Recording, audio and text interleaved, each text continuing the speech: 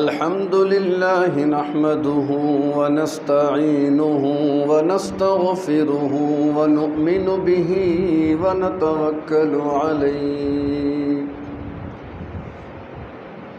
ونعوذ بالله من شرور أنفسنا ومن سيئات أعمالنا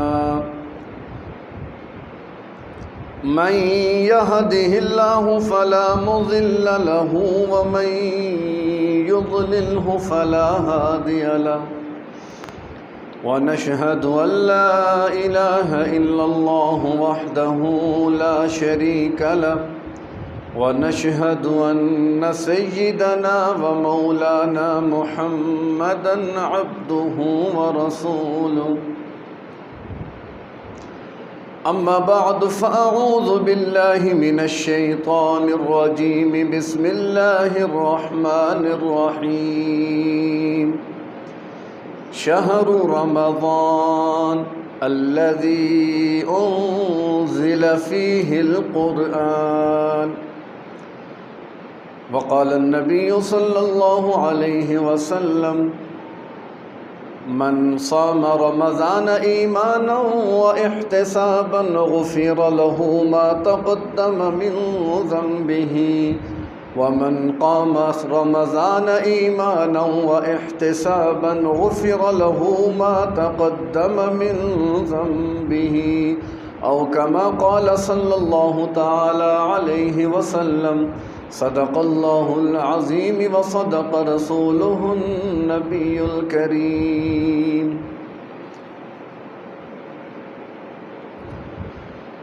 معزز سامعین، ماہ رمضان المبارک کی آمد ہو چکی ہے۔ بس چند گھنٹے باقی ہیں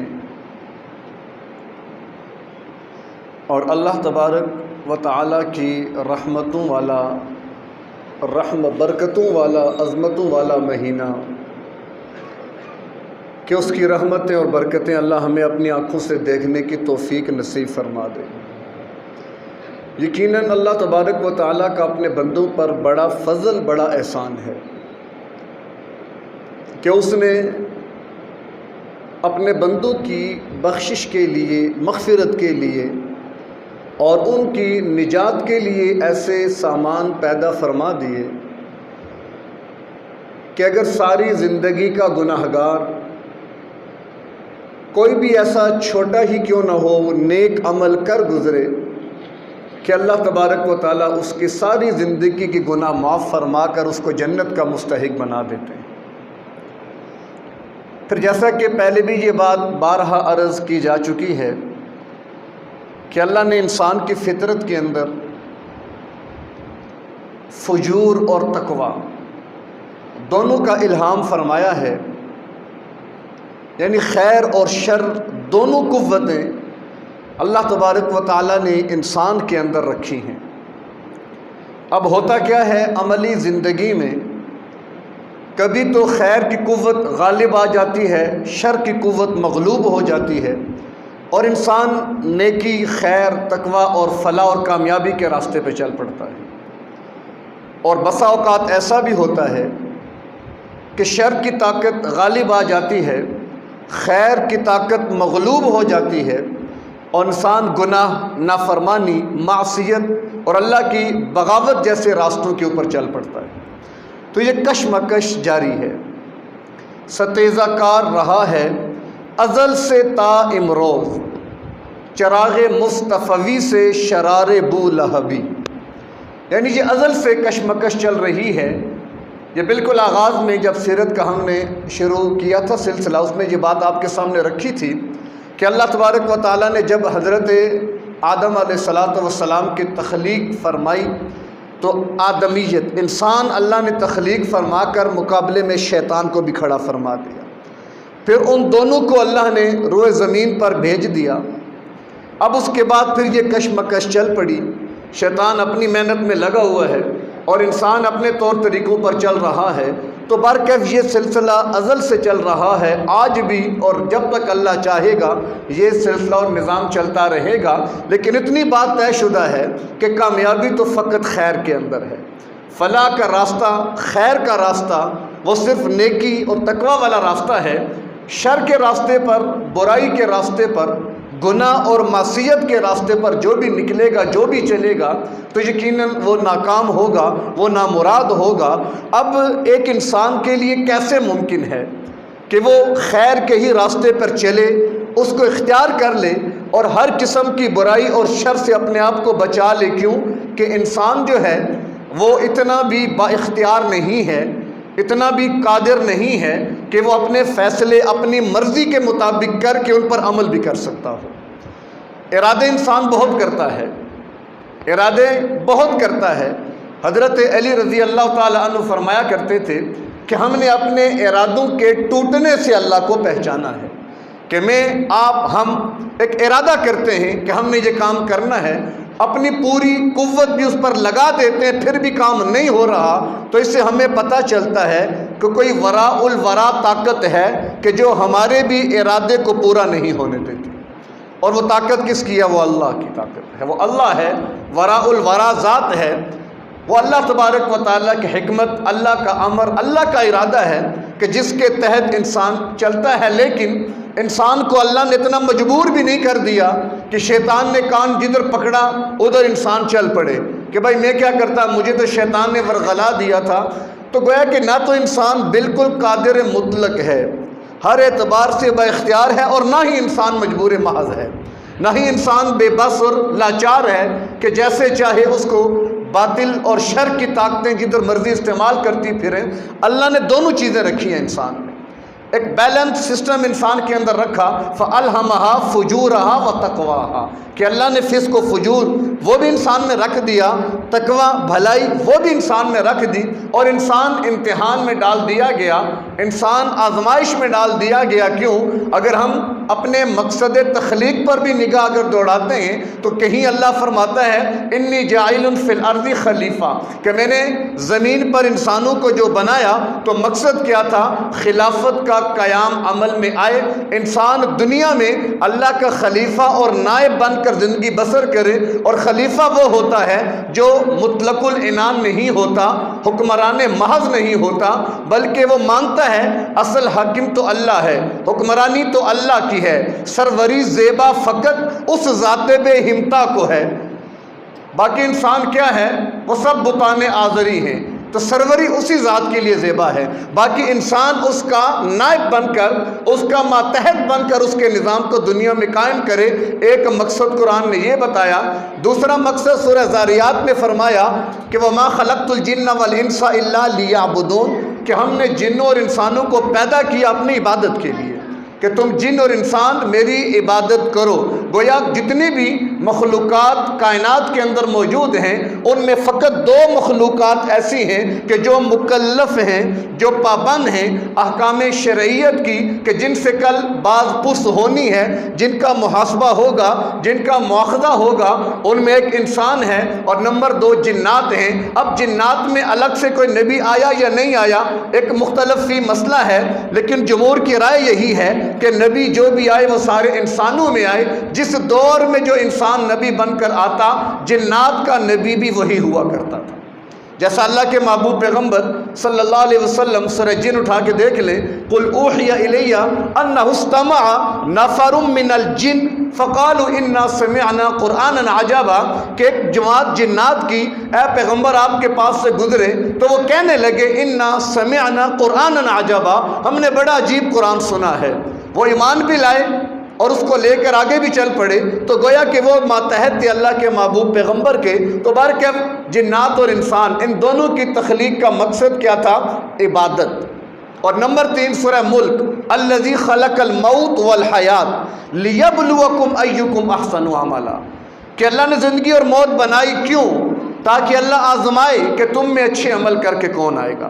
تو انسان تو آزمائش میں ہے، اللہ نے خیر اور شر دونوں طاقتیں دیں تو ہم آزمائش میں ہیں، لیکن ہمیں اللہ نے تنہا نہیں چھوڑا کہ تم اکیلے ہی ان طاقتوں کا مقابلہ کرو، بلکہ اللہ نے ہدایت بھی فرمائی، رہنمائی بھی فرمائی، فرشتے بھی مقرر فرمائے، انبیاء رسول بھیجے، اپنا کتابیں بھی نازل فرمائی، اور اس کے بعد پھر قوم کے اندر بھی ایسے افراد پیدا کیے کہ جو امت کی فلاح اصلاح کے لیے اپنی محنت کو لے کر میدان عمل میں چل رہے ہیں۔ تو اللہ نے انسان کو اگرچہ آزمائش میں مبتلا کیا لیکن تنہا نہیں چھوڑا، بلکہ انبیاء کے ذریعے اس کی رہنمائی فرمائی، اس کی مدد فرمائی، کتابوں کے ذریعے اس کی رہنمائی فرمائی، اس کی مدد فرمائی۔ چونکہ انسان اشرف المخلوقات تھا، اللہ نے انسانوں کے سر پہ اشرف المخلوقات ہونے کا تاج اور صحرا باندھ دیا تھا۔ وَلَقَدْ كَرَّمْنَا بَنِي آدم وَحَمَلْنَاهُمْ فِي الْبَرِّ وَالْبَحْرِ، کہ ہم نے بنی آدم کو عزت دی، تکریم دی، اس کو خشکی اور تری کا بادشاہ بنا دیا بنی آدم کو۔ لیکن جہاں قرآن ابن آدم کی یہ فضیلت بیان کرتا ہے کہ ہم نے خشکی اور تری کا اس کو مالک اور بادشاہ بنایا، وہی قرآن کہتا ہے اولئک کالانعام بل ہم اضل، یہی انسان کہ اللہ نے جس کو اتنی عظمت عطا فرمائی، اتنا مقام مرتبہ عطا فرمایا کہ اگر وہ انسان پیغمبر کی صورت میں ہے تو اللہ نے معراج پہ عرش پہ بلا کر ملاقات فرما لی، اس سے بلند مقام ہی کائنات میں کوئی نہیں ہے۔ تو انسان جب آئے تو کس مقام تک پہنچے، اور پھر انسان جب اپنی اوقات سے گر جاتا ہے تو پھر قرآن کہتا ہے اولئک کالانعام، یہ انسان جو اپنی اوقات سے گر گئے یہ چوپاؤں کی طرح ہیں، یہ چوپاؤں کی طرح ہیں۔ بلکہ نہیں، یہاں پہ اللہ نے بات مکمل نہیں فرمائی، بل ہم اضل، بلکہ یہ تو ان چوپاؤں سے بھی بدتر ہو گیا۔ کیوں کہ چوپاؤں میں عقل و شعور نہیں تھا جو اللہ نے اس کو عطا کیا تھا، ان میں وہ معرفت کی حص نہیں تھی جو اللہ نے اسے عطا فرمائی تھی۔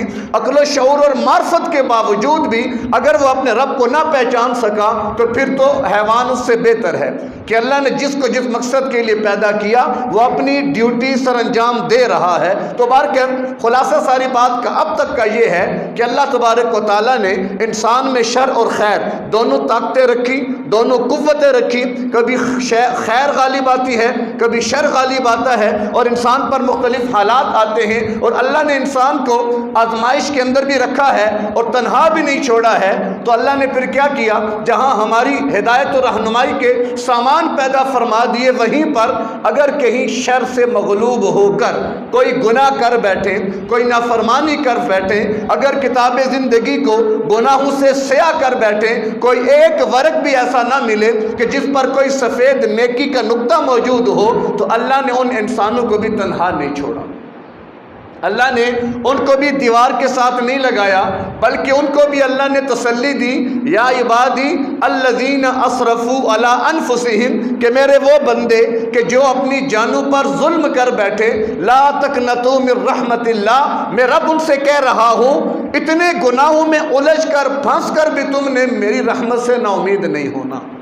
لا تقنطوا من رحمت اللہ، اللہ کی رحمت سے کبھی نا امید نہ ہونا۔ ان اللہ یغفر الذنوب جمیعا، اللہ فرماتے ہیں میں تمہارے سارے گناہ معاف کر دوں گا۔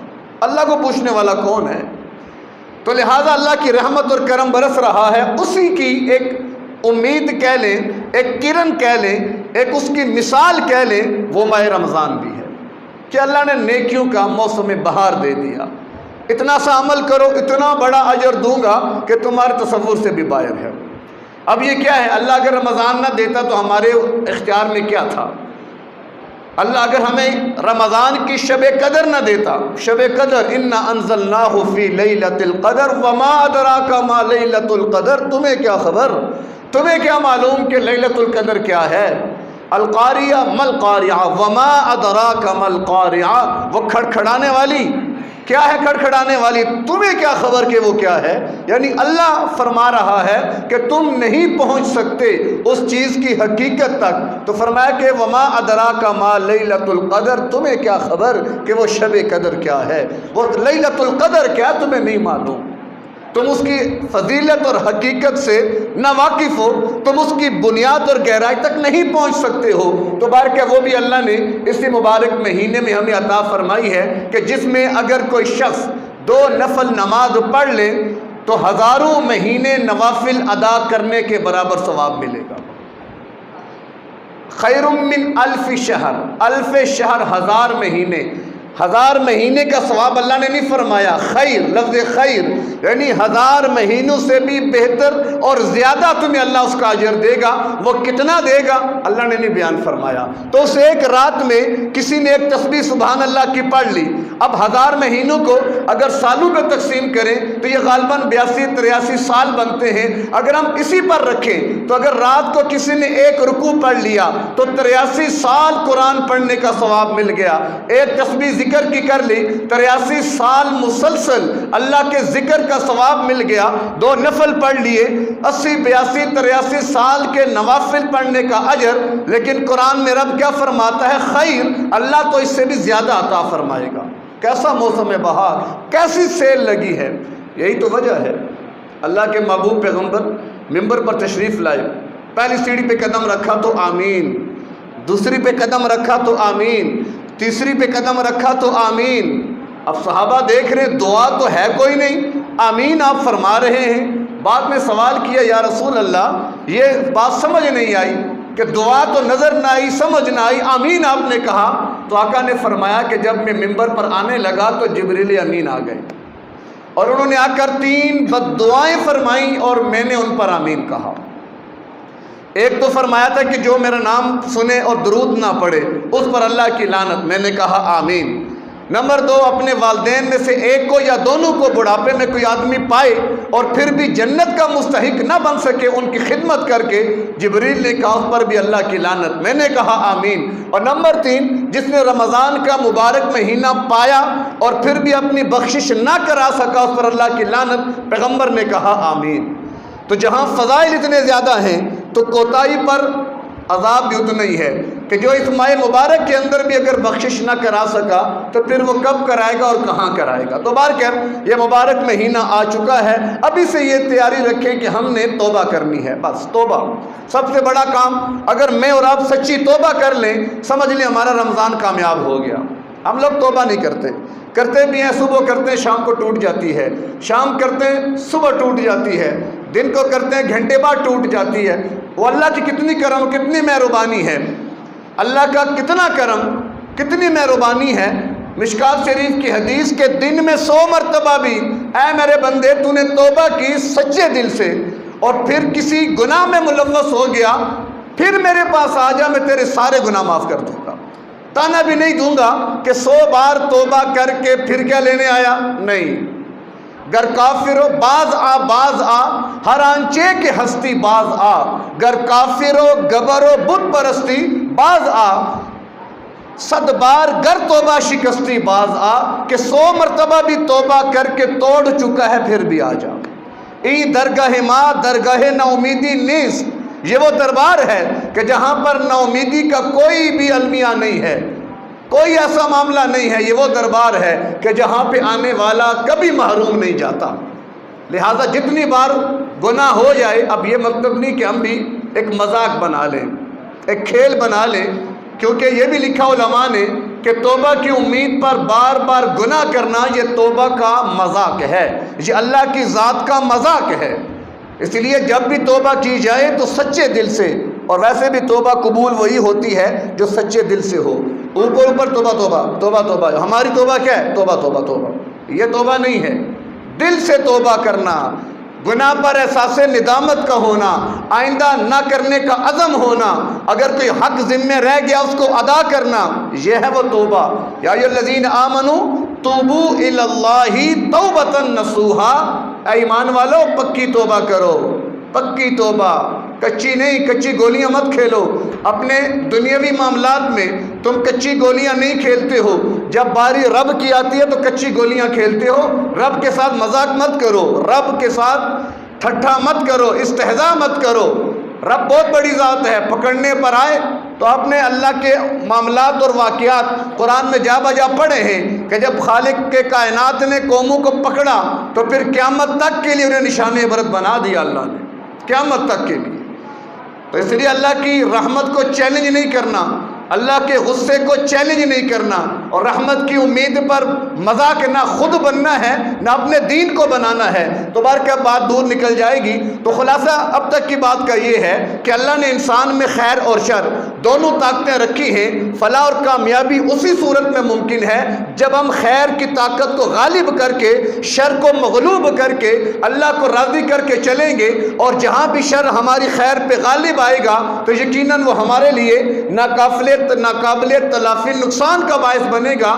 اب پھر بھی انسان ہے، خطاؤں کا پتلا ہے، کمزور ہے، گناہ بھی ہوں گے، نافرمانیاں بھی ہوں گی، اللہ کو ناراض بھی کرے گا، تو اللہ نے پھر اپنی رحمت کے صدقے مختلف ہمیں بہانوں کے ذریعے بہانے دے دیے کہ بھائی یہ رمضان تمہیں دے رہا ہوں، توبہ کر لو۔ شیطان کو جیسے ہی چاند نظر آئے گا، حدیث مبارکہ کا مفہوم، شیطان کو جکڑ دیا جائے گا زنجیروں میں۔ شیطان تو گیا، اپنی ساری خباستوں کے ساتھ قید کر دیا جائے گا۔ رہا دوسرے دشمن کا، ایک دشمن باہر کا ہے وہ شیطان، ایک دشمن اندر کا وہ نفس ہے، اور نفس کا علاج کیا بھوک اور پیاس کے ذریعے کہ جتنا زیادہ بھوک اور پیاس کو برداشت کریں گے نفس ہمارا مغلوب ہو جائے گا۔ عصر کا وقت ہو، 10 روزے گزر چکے ہوں تو انسان کی کیفیت کیا ہوتی ہے؟ کمزوری۔ اس وقت انسان سے کہو نا فلاں گناہ کر کے آؤ تو دل ہی نہیں چاہتا انسان کا گناہ کرنے کو، دل ہی نہیں چاہتا کہ میں کوئی گناہ کروں۔ کیوں کہ اس وقت انسان گویا کہ ریزرو پہ لگا ہوا ہوتا ہے، بس ابھی گرا اور ابھی گرا۔ گویا کہ کمر پیٹ جب برابر ہو جائیں گے پھر انسان کو سمجھ آئے گی کہ اللہ کیا ہے، پھر نفس کے تقاضے دبیں گے تب جا کے ہمیں اللہ تک رسائی ملے گی۔ تو یہ ماہ رمضان اللہ نے اسی لیے دیا کہ باہر کے دشمن کو اللہ نے فرمایا میں نے قید کیا، اندر کے دشمن کا تم علاج کرو۔ علاج کیسے ہوگا؟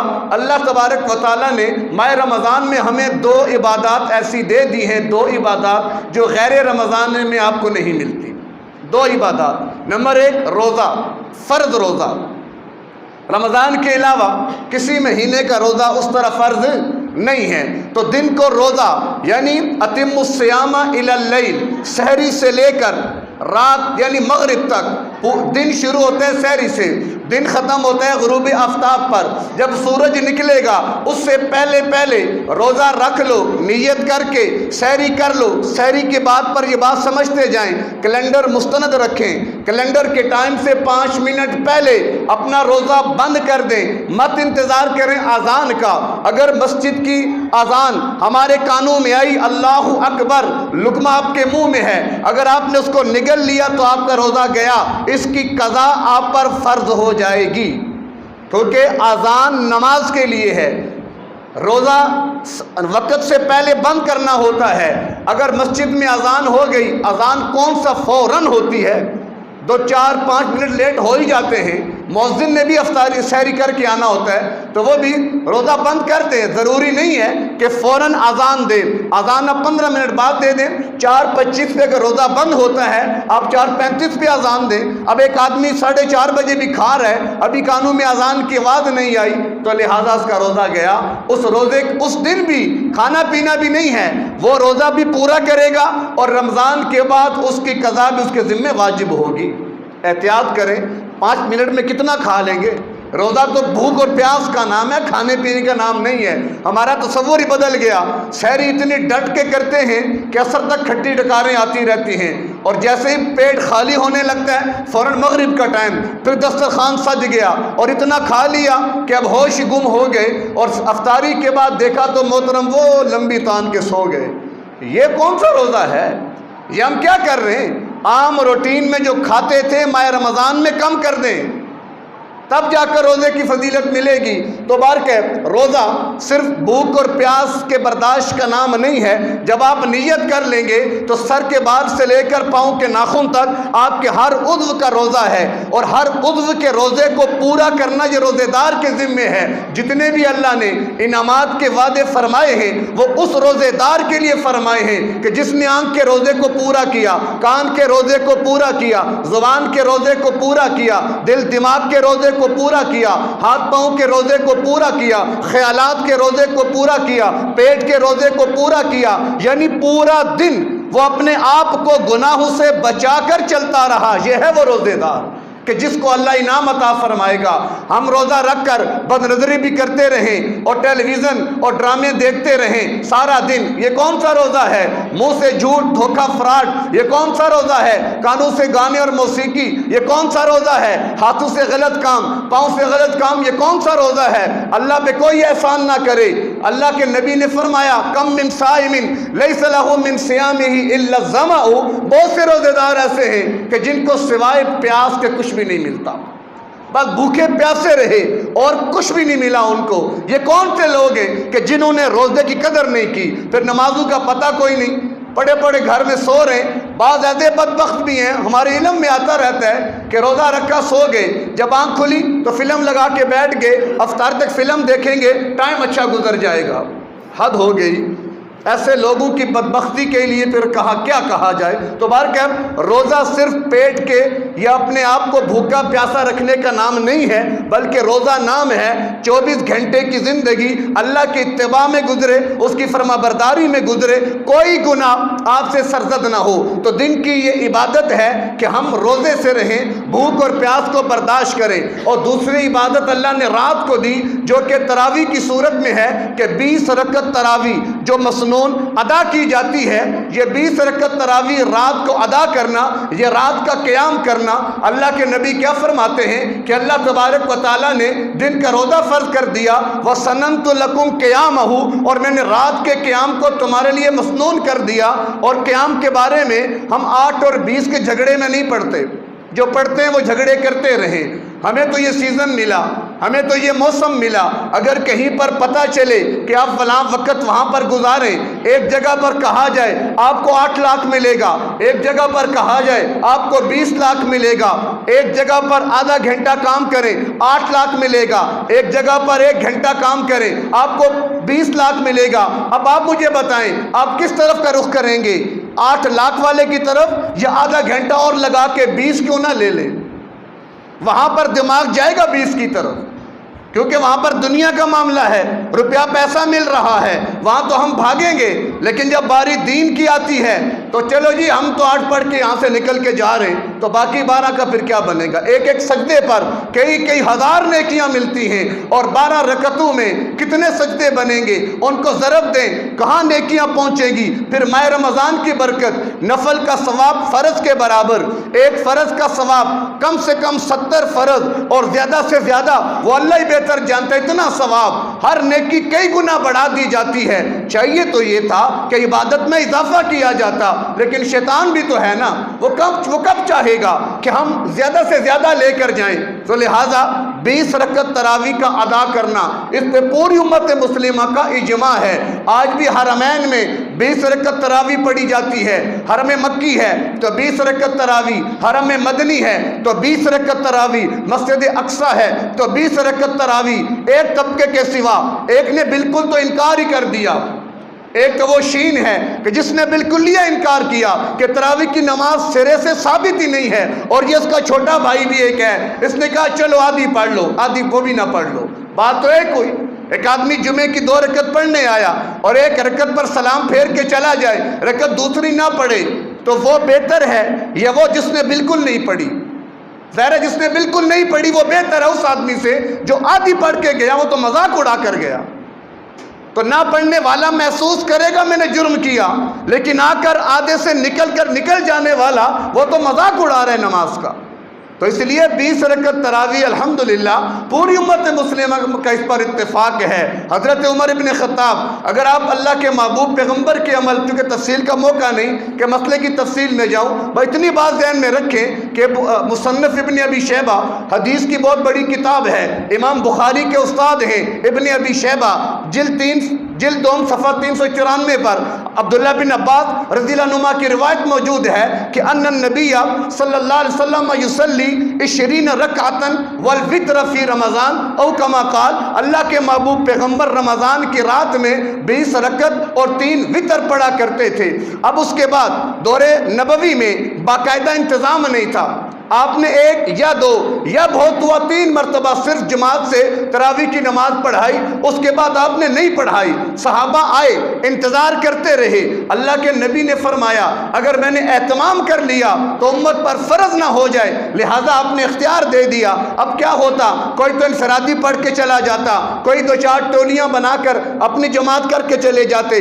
دور صدیقی میں وہی معاملہ چلتا رہا، اپنی اپنی ترتیب پر وہ تراویح کی نماز پڑھ کے جاتے رہے۔ رہے. ایک دن سیدنا عمر بن خطاب رضی اللہ تعالی عنہ امیر المؤمنین خلیفہ راشد خلیفہ دوم وہ رات کو نکلے. روایات بے شمار بخاری میں مسلم میں اور بہت سی کتب حدیث میں موجود ہے. آپ نے سارے لوگوں کو جو مسجد نبوی میں متفرق طور پر نماز پڑھ رہے تھے ابی بن کعب رضی اللہ تعالی عنہ جو کہ امت کے بہت بڑے قاری گزرے ہیں ان کے اقتداء میں جمع کیا اور ابی بن کعب رضی اللہ تعالی عنہ نے ان کو 20 رکعت نماز تراویح پڑھائی. اس کے بعد سے آج تک پوری امت مسلمہ رمضان کی رات میں 20 رکعت نماز تراویح ادا کر رہی ہے. پوری امت مسلمہ. بدبختی یہاں تک پہنچی کہ ان بدبختوں نے اس کو بدعت عمری تک کا نام دے دیا. ہم نے سنا اپنے کانوں سے, پڑھا ان کی کتابوں میں کہ 20 رکعت تراویح یہ بدعت عمری ہے. ہم نے کلمہ نبی کا پڑھا, عمر کا نہیں پڑھا.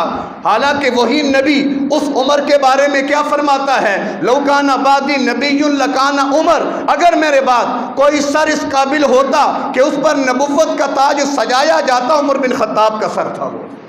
اللہ کے نبی کا فرمان ان اللہ جعل الحق علی لسان عمر وقلبہ کہ اللہ نے عمر کی زبان اور دل پہ حق کو جاری کر دیا. عمر جب بھی بولے گا حق بولے گا. نہ یقین آئے 18 مقامات قرآن میں اٹھا کے دیکھ لو کہ رائے عمر بن خطاب فرش زمین پر دیتا ہے, اللہ عرش بری سے قرآن بنا کے اتار دیتا ہے. تو وہ عمر بدعتی ہو گیا. اگر صحابہ بدعتی ہیں تو پھر ہمیں بتاؤ ہم دین کو نہیں مانتے, کیونکہ قرآن کو لانے والے صحابہ, حدیث کو پہنچانے والے صحابہ. وہ دشمن تو یہی چاہتا ہے کہ یہ واسطہ بیچ میں سے نکال دیا جائے. کسی نے صحابہ کے ایمان کا انکار کیا, کسی نے صحابہ کے اعمال کا انکار کیا. یہ دونوں جہاں صحابہ کے دشمن ہیں وہ دونوں وہیں پہ رب کے دین کے بھی دشمن ہیں کہ جنہوں نے لوگوں کے دل دماغ میں شکوک و شبہات پیدا کر دیے. لوگ پہلے ہی دین سے دور تھے, انہوں نے اور آسانیاں دے دیں. بس ٹھیک ہے جو مرضی کرو, چھوڑو علماء کو, چھوڑو ائمہ کرام کو, بس جو خود ترجمہ لے لو, ترجمے پڑھ لو اور خود ہی دین کے ٹھیکیدار بن جاؤ, نہ جاؤ مولویوں کے پاس. تو پھر کیا ہوگا جو ہو رہا ہے. حالانکہ اللہ کے نبی کا فرمان علیکم بسنتی وسنت الخلفاء الراشدین المہدیین تمسکوا بها وعضوا علیہا بالنواجذ. کتنا تاکیدی حکم اللہ کے نبی نے دیا کہ تم پر میری سنت لازم ہے, سنت میری, وسنت الخلفاء الراشدین, اور میرے بعد میرے خلفاء راشدین کی سنت بھی تم پر لازم ہے. پیغمبر جہاں اپنے عمل کو سنت قرار دے رہے ہیں تو پیغمبر خلیفہ راشد کے عمل کو بھی سنت قرار دے رہے ہیں. اب دونوں میں فرق کیسے ہوگا؟ نبی کا عمل سنت کب بنے گا کہ جب حکم اللہ کا ہو, طریقہ نبی کا ہو, وہ عمل صحابہ میں چلا ہو, وہ سنت کہلائے گا. خلیفہ راشد کا عمل سنت کب کہلائے گا؟ اجتہاد خلیفہ راشد کا ہو, سارے صحابہ اس پر اتفاق کر لیں, وہ بھی سنت بن جاتا ہے. تو سنت کا تارک بدعتی ہوتا ہے. تو آپ 20 رکعت تراویح کا انکار کرنے والا وہ اہل بدعت میں سے ہے اس حدیث کی روشنی میں.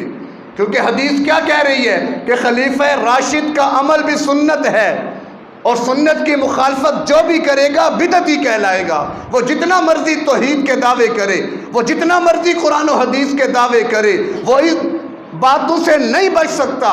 تو خدا را عبادات کو خراب مت کرو, رمضان کی ساتوں کو ضائع مت کرو. آخری بات پر بات ختم کرتا ہوں. اگر آپ کو عدالت سے نوٹس آ گیا کہ آپ نے فلاں جرم کیا, یہ سمن آ گیا, اس کا جرمانہ جمع کراؤ. اب آپ کو پتہ نہیں جرمانہ کتنا ہے, آپ نکلے, ایک بندے سے مشورہ کیا, یار یہ سمن آیا ہے, یہ مجھ سے مسئلہ ہوا ہے, جرمانہ دینا ہے. ایک نے کہا میرے خیال سے اس کا جرمانہ 8,000 ہے. اچھا, دوسرا مل گیا, اس نے کہا نہیں میرا خیال ہے اس کا جرمانہ 12,000 ہے. آگے تیسرا ملا, نہیں میرے خیال سے اس کا جرمانہ 20,000 ہے. کتنی آرا آ گئی؟ 8,000, 12,000 اور 20,000. اب جو عقل مند ہوگا وہ کتنی رقم لے کر جائے گا؟ کیوں جی, سارے عقل مند بیٹھے ہیں نا, اس کے سامنے تو آ گیا 3 فگر, یا تو 8 دینا ہے یا پھر 12 دینا ہے یا پھر 20 دینا ہے. جو عقل مند ہوگا وہ کتنی رقم لے کر جائے گا؟ یقیناً 20,000 لے کر جائے گا. اگر مطالبہ 8 کا ہوا تو 8 نکال کے دے دوں گا. مطالبہ 12 کا ہوا 12 بھی دے دوں گا. مطالبہ 20 کا ہوا 20 بھی دے دوں گا. لے کر 8 گئے, مطالبہ 20 کا ہوا, بتائیں 12,000 کہاں سے لائیں گے؟ 12,000 کدھر سے آئے گا؟ چلو مان لیا اختلاف ہو گیا. حالانکہ جو روایت 8 پر پیش کی جاتی ہے, بس بات کا دور نکل جائے گی. بار کہہ جس نے مسئلہ سمجھ نہ ہو تو میں ادھر ہی ہوتا ہوں, آپ تسلی سے مسئلہ سمجھ سکتے ہیں کہ وہ روایت جو 8 رکعت تراویح پر پیش کی جاتی ہے, امام بخاری شریف میں اس میں رمضان کے قیام رمضان کی باب کے اندر لاتے ہیں. قیام اللیل اور ہے جس کو تہجد بھی کہتے ہیں, اور قیام رمضان اور ہے. تفصیل کا یہ موقع نہیں ہے کہ میں بات تفصیل میں کھولوں جا کر. اور وہ روایت کہ جس میں 8 کا ذکر ہے, عمل تو اس پر بھی نہیں ہوتا. اگر اس پر بھی عمل کر لیا جاتا تو ہم کہتے اپنے دعوے میں سچے ہیں. حضرت عائشہ رضی اللہ عنہا کی وہ روایت ہے کہ آپ رمضان اور غیر رمضان میں 11 رکعت پڑھا کرتے تھے. انہوں نے کہہ دیا 8 وتر تھے, تراویح تھے. وہ تراویح وہی نماز ہے جو غیر رمضان میں تہجد تھی, وہ رمضان میں تراویح بن گئی. حالانکہ تمام اسلاف سے, خود امام بخاری سے, تمام محدثین سے یہ روایات ثابت ہیں کہ وہ تراویح کے علاوہ رات کو اٹھ کے تہجد بھی پڑھا کرتے تھے. اب یہ تفصیلی عنوان ہے تو بارکہ اس روایت میں جہاں پر 8 کا ذکر ہے, اما عائشہ کیا فرماتی ہیں, آپ 4 کر کے پڑھا کرتے تھے. لا تسأل عن حسنہن و طولہن, مت پوچھو کہ وہ کتنی طویل نماز ہوتی تھی اور کتنی پیاری نماز ہوتی تھی. اس پر بھی تو عمل نہیں ہو رہا. وہاں پر 4 کا ذکر ہے, یہاں پر 2 پڑھ لی جاتی ہیں. وہاں پر طویل نماز کا ذکر ہے کہ جتنا قیام اتنا رکوع اتنا سجدہ, اور یہاں پر آدھے گھنٹے میں وہ رکعت پڑھی اور سو چل. غیر بات دور نکل جائے گی. تو خلاصہ یہ ہے, آخری بات یہ ہے کہ اس کے بعد رمضان ملے یا نہ ملے. کتنے تھے جو پہلے ہمارے ساتھ تھے آج نہیں ہیں؟ ہم میں کتنے ہوں گے جو آئندہ نہیں ہوں گے؟ تو جو ساتھ رمضان کی ملے, بغیر اختلاف کے, بغیر جھگڑا کیے, جتنا ہو سکے عمل کرو. گناہ کتنے کرتے ہیں, عمل کیوں نہیں کرتے؟ برائی کی طرف کتنا اہتمام کرتے ہیں, نیکی اور خیر کی طرف چل کے کیوں نہیں آتے؟ یہ روڈیں بھر دی ہم نے, یہ دنیا والوں کے لیے اور دنیا کے نظاموں کے لیے. اللہ کے لیے مسجدیں کیوں نہیں بھرتے ہم لوگ؟ آپ دیکھ لیں روڈیں بند ہیں, لاکھوں کے مجمع, وہ بڑی قوم روڈوں پر. آپ نے دیکھا نا مسجدیں خالی ہیں. جب مسجدیں خالی ہوں گی اللہ روڈوں پر اس طرح ہمیں ذلیل کرے گا. اسی طرح ہی تو بارکہ اللہ ہمیں ماہ رمضان کی قدر کرنے کی توفیق عطا فرمائے. تو جیسے عرض کیا تھا انشاءاللہ ماہ رمضان قرآن کا مہینہ ہے کہ اسی ماہ مبارک میں اللہ نے قرآن اتارا. تو جتنا قرآن کا تعلق رمضان میں ہوتا ہے ہر بندے کا وہ سب کو پتہ ہے. سیکھنا سکھانا آسان ہو جاتا ہے. اسی وجہ سے انشاءاللہ یکم رمضان سے ہی فجر کی نماز 5 بجے ادا کی جائے گی. تقریباً 4:30 تقریباً روزہ بند ہو جائے گا. میں بھی وہاں سے آؤں گا انشاءاللہ, 15-20 منٹ مجھے بھی لگیں گے. تو 5 بجے فجر کی نماز ادا ہوگی. اس کے بعد آدھا گھنٹہ ہم قرآن کو بالکل شروع سے لیں گے, اور 21 دنوں میں خلاصہ پورے قرآن کا ہم کوشش کریں گے کہ بیان بھی ہو جائے اور آپ سماعت بھی فرما لیں. زندگی بڑی مصروف ہے, وقت کا نکالنا مشکل ہو چکا ہے. تو یہ ماہ رمضان کی برکت سے اللہ نے موقع دیا. تھوڑا جاگ لیں, آدھا گھنٹہ جاگنا کوئی بڑی قیامت نہیں ہے جب رب کے قرآن کے لیے جاگیں گے. ویسے رات پوری جاگ کے ہمارے نوجوان کرکٹ کھیلتے رہتے ہیں اور فجر پڑھتے ہی وہ جا کے گھس کے بستروں میں. ایسا نہیں کرنا. اب تو یہاں پر ٹائم کافی ہوگا, رات کو آپ آرام بھی کر سکتے ہیں. سحری کر کے اہتمام سے یہاں پر تشریف لائیں, اور پھر فجر کے بعد انشاءاللہ میں خود ہی یہاں پر خلاصہ قرآن بالکل آغاز سے ہم شروع کریں گے, اور 21 دنوں میں انشاءاللہ اس کو مکمل بھی کر دیں گے. تو سب ارادہ کرتے ہیں نا انشاءاللہ, تو خود بھی آئیں اور اپنی مستورات کو بھی لائیں. نیچے بیسمنٹ میں ان کے لیے بھی انتظام کر دیا. ان کا کیا قصور ہے بیچاریوں کا؟ انہیں دین کون سکھائے گا؟ وہ ہم نے سکھانا ہے. تو لہذا نماز فجر ان کو پابند کریں کہ سحری کوشش کریں, وقت پہ اپنے کام نمٹائیں اور 5 بجے سے پہلے یہاں پہنچیں تاکہ وہ بھی رب کے قرآن کو سن سکیں. تو نیچے بیسمنٹ میں عورتوں کے لیے بھی انتظام ہوگا. ابھی پفلٹ نماز کے بعد آپ کو مل جائیں گے, وہ آپ ضرور لے کر جائیں. باقی تفصیلات اس پر لکھی ہیں. تو اللہ ہماری یہ کوششیں قبول فرمائے, ماہ رمضان کو ہمارے لیے باعث خیر باعث برکت بنائے, اور زیادہ سے زیادہ اس کی خیریں سمیٹنے کی توفیق عطا فرمائے, اور جو ہم نے ارادے کیے اللہ ہمیں پورا کرنے کی توفیق عطا فرمائے. وآخر دعوانا الحمدللہ رب العالمین.